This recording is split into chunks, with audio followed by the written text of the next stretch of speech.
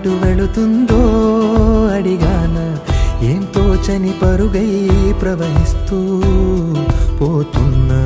ఏం చూస్తూ ఉన్నానే వెతికానా ఏదైనా, ఊరికెనే చుట్టూ ఏవేవో కనిపిస్తూ ఉన్నా.